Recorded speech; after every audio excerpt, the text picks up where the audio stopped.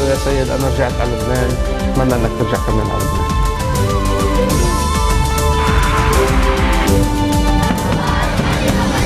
قرار صادر من مجلس الجامعة تسمية حزب الله الإرهابي.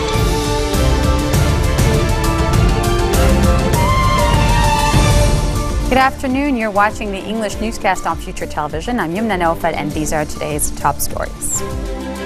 Health Minister Wael Abu Fahou says a doctor who performed abortions on the women of a sex trafficking ring will be suspended pending the decision of the judiciary.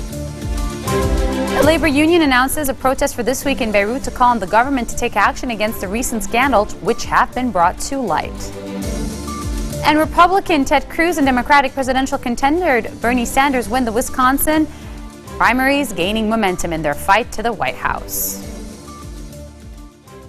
Health Minister Wael Abu Fahou says a doctor who performed abortions on the women of a sex trafficking ring will be suspended pending the decision of the judiciary, adding the physician should rot in jail. During a press conference, Abu Fahou said pending the judicial measures, the doctor will be suspended so that these medical mistakes are not committed again. The minister accused some people with influence of seeking to change and withdraw the testimony of Dr. Riyad Al-Alam. Al-Alam, a gynecologist, and his nurse have admitted to performing dozens of abortions on the 75 sex slaves, most of them Syrians, who were freed last week in police raids on brothels in Jounieh, north of Beirut. The health ministry sealed with red wax on Tuesday the doctor's clinic in Dikwene. The labor union announced a protest for this week in Beirut to call on the government to take action against the recent scandals which have been brought to light and address the socio-economic crisis in the country. The protest on Friday, April 8th in Riyadh Salah Square will be to express the abhorrence and the anger of Lebanese people over the scandals again and the rampant corruption, according to the head of the independent union movement, Hanna Gharib. He said this after a union meeting in Beirut's Musaidbeh. Gharib said the union was to unite the Lebanese people over demanding for their rights in all sectors and bring an end to the corruption being practiced by the ruling political class. Speaker Nabih Berri revealed that some parties are attempting to cover up the scandal for the illegal internet, vowing to resolve this issue. In remarks to his visitors, Berri said this case is not prone to cover-up. We will pursue it till the end. The speaker told his visitors that he had warned about Israeli wiretapping in 2013 and had asked for a follow-up. But unfortunately, no move was made in that regard. The speaker wondered how the equipment that were discovered in mountainous regions across Lebanon were imported to Lebanon. Berri praised the prosecutor's office for arresting on Tuesday a person suspected of being involved in the installation of the unlicensed equipment. The illegal internet stations were uncovered in March. The perpetrators are buying international internet bandwidth with normal cost from Turkey and Cyprus, which they are selling back to Lebanese subscribers at reduced prices. Coming up next, more news after this.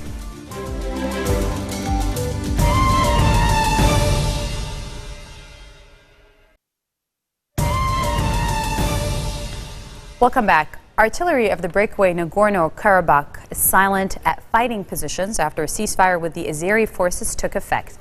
Soldiers showed the media the site of recent fighting not far from the Iranian border as used shell cases lay scattered in the ditches of fortifications. Officials in Nagorno-Karabakh, an ethnic Armenian region that rejects Azerbaijan rule, said there was still some sporadic shooting, but that the intensity of the fighting had dropped off. Several European countries have urged an end to the fighting, worried in part that it could cause instability in a region that serves as a corridor for pipelines taking oil and gas to world markets. The Azerbaijan and Armenians fought a war over the mountainous territory in the early 90s in which thousands were killed on both sides and hundreds of thousands displaced. U.S. President Barack Obama is criticizing Donald Trump's proposal to block remittances from illegal immigrants to pay for a proposed border wall, calling it impractical. Trump proposed his plan on Tuesday, saying remittances from illegal immigrants amounted to welfare for poor families in Mexico that their government does not provide. The Republican presidential candidate's campaign said in a memo that if elected in November, Trump would use a U.S. anti-terrorism law to cut off money transfers from illegal immigrants to Mexico unless it made a one-time payment of $5 billion for the wall. I think that I've been very clear earlier that I am getting questions constantly from foreign leaders about some of the wackier suggestions that are being made. I do have to emphasize that it's not just Mr. Trump's proposals. I mean, you're also hearing concerns about Mr. Cruz's proposals, which in some ways are just as draconian when it comes to immigration, for example.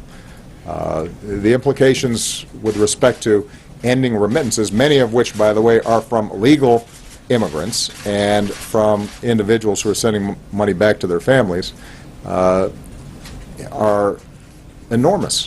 First of all, they're impractical. We just talked about the difficulties of trying to enforce huge outflows of capital. The notion that we're going to track every Western Union bit of money that's being sent to Mexico, good luck with that. Then we've got the issue of the implications for the Mexican economy, which in turn, if it's collapsing, actually sends more immigrants north because they can't find jobs back in Mexico. But this is just one more example of something that is not thought through and is primarily put forward for political consumption. We've got big issues around the world. People expect the President of the United States and the elected officials in this country to treat these problems seriously, to put forward policies that have been examined, analyzed, are effective, where unintended consequences are taken into account. They don't expect half-baked notions coming out of the White House. We can't afford that. U.S. Democratic presidential candidate Hillary Clinton took aim at Republican rival Donald Trump during a campaign rally in Brooklyn, New York. Trump, a New York real estate mogul, has called illegal immigrants from Mexico criminals and rapists and has pushed for a temporary ban on Muslims entering the United States. Too many voices out there, too many people are trying to divide Americans against Americans. I wish they'd all come to New York and spend time. And the fellow who's from New York, I wish he'd get out of one of his towers and actually walk the streets and spend time with the people of this city. Because peddling... We have to cut this short to go live to the special tribunal for Lebanon.